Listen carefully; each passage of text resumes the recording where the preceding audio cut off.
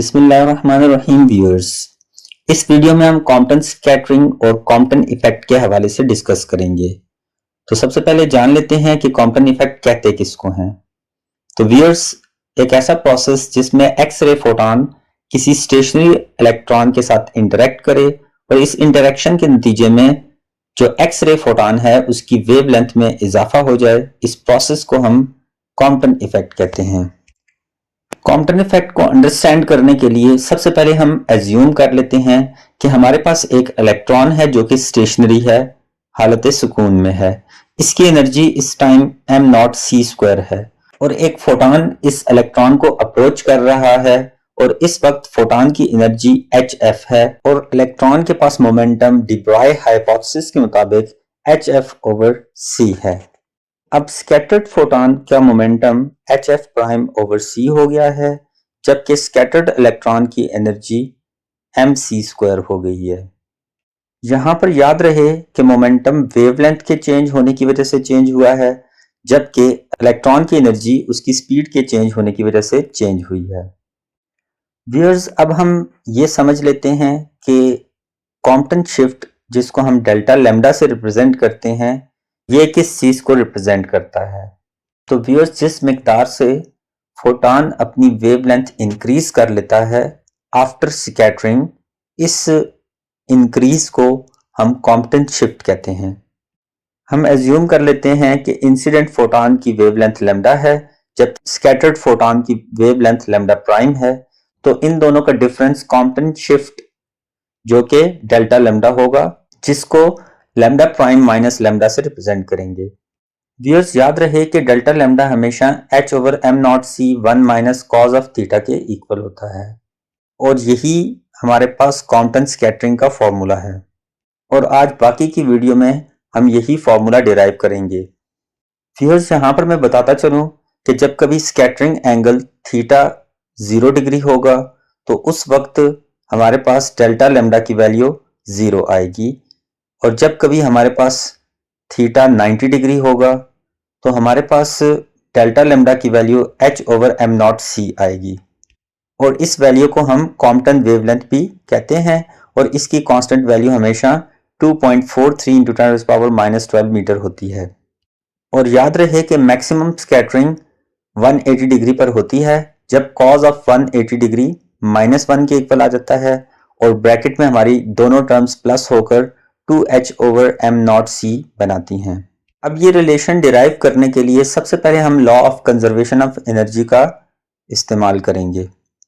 Law of conservation of energy के मुताबिक energy of photon और energy of electron before collision और after collision हमेशा इक्वल होंगे। यहां पर याद रहे कि energy of photon before collision hf, जबकि energy of electron before collision m0c² है, जबकि एनर्जी ऑफ फोटॉन hf' और energy of electron E=mc² after collision है। जब ये वैल्यूज हम पुट कर लेंगे तो हमें एक इक्वेशन मिलेगी और हम तीन टर्म्स को एक तरफ अरेंज करके इक्वेशन 1 लेबल कर देंगे, क्योंकि हम इस इक्वेशन को बाद में यूज करेंगे। याद रहे कि यहाँ पर m0c² rest mass of energy of electron है, जबकि hf' energy of scattered photon है।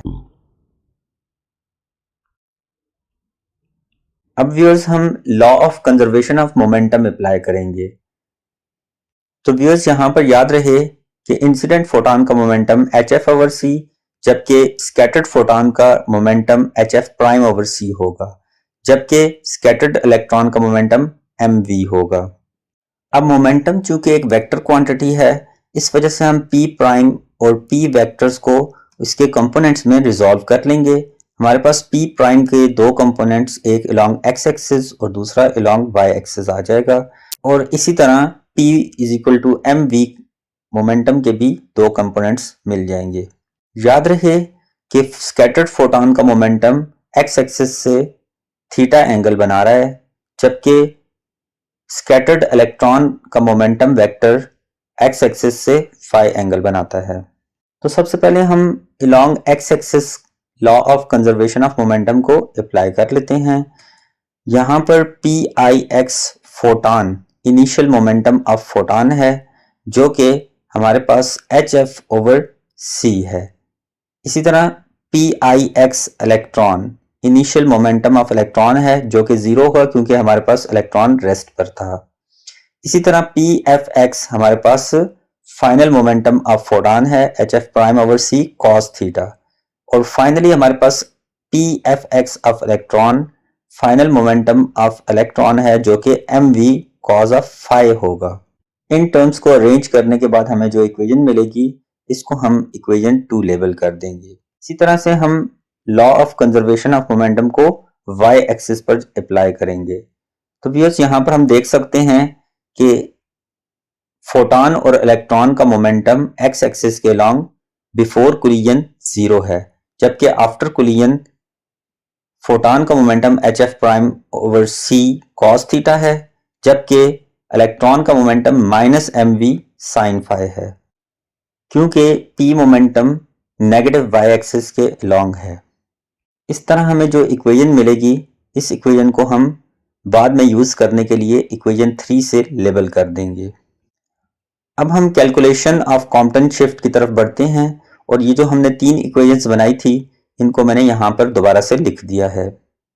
कैलकुलेशन शुरू करने से पहले व्यूअर्स ये माइंड में रखें कि हम सबसे पहले इक्वेशन 2 और 3 का स्क्वायर लेंगे और इन दो इक्वेशंस को हम आपस में प्लस कर देंगे।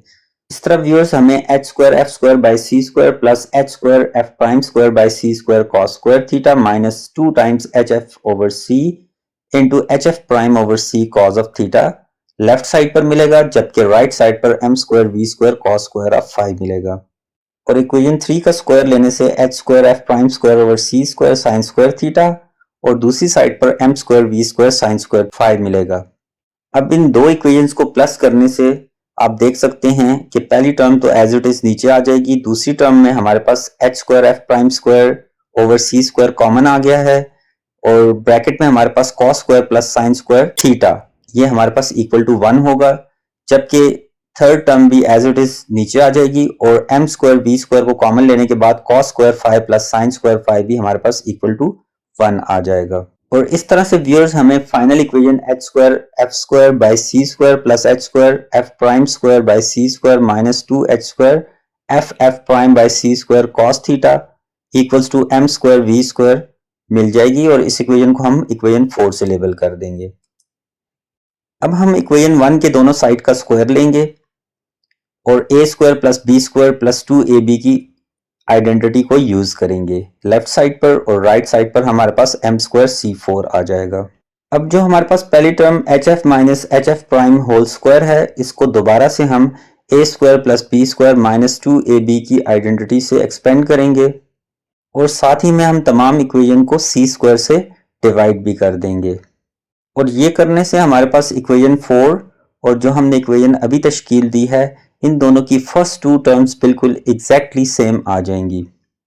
अब हमने इस इक्वेशन में से इक्वेशन 4 को सब्ट्रैक्ट कर लेना है। ये सब्ट्रैक्शन करने से हमारे पास फर्स्ट 2 टर्म्स जो हैं वो एलिमिनेट हो जाएंगी और थर्ड टर्म को सब्ट्रैक्ट करने से हमारे पास 2h²f'/c² कॉमन फैक्टर आ जाएगा और हमारे पास जो दूसरी टर्म बनेगी वो हमारे पास 1 माइनस cos थीटा की बन जाएगी। इसी तरह से बाकी टर्म्स को हम एज इट इज 2 लिखेंगे और इक्वेशन की दूसरी साइड पर हमारे पास m²c² माइनस m²v² आ जाएगा। तो व्यूअर्स हम यहाँ पर अपनी 4 इक्वेशंस को दोबारा से रीराइट कर लेते हैं ताकि हम इन रिजल्ट्स के साथ आगे प्रोसीड कर सकें। तो जैसा कि मैंने कहा था हम सब्ट्रैक्ट करेंगे इक्वेशन 4 को, तो इक्वेशन 4 की सब्ट्रैक्शन के साथ हमारे पास ये टर्म आ जाएगी।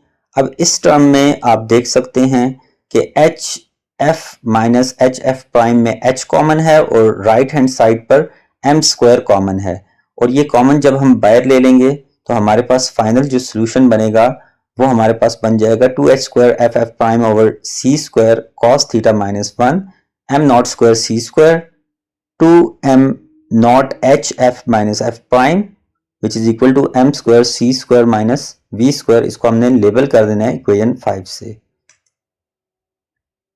यहां पर व्यूअर्स हमने रिलेटिविटी का कॉन्सेप्ट यूज करना है क्योंकि मास रिलेटिव होगा इलेक्ट्रॉन का।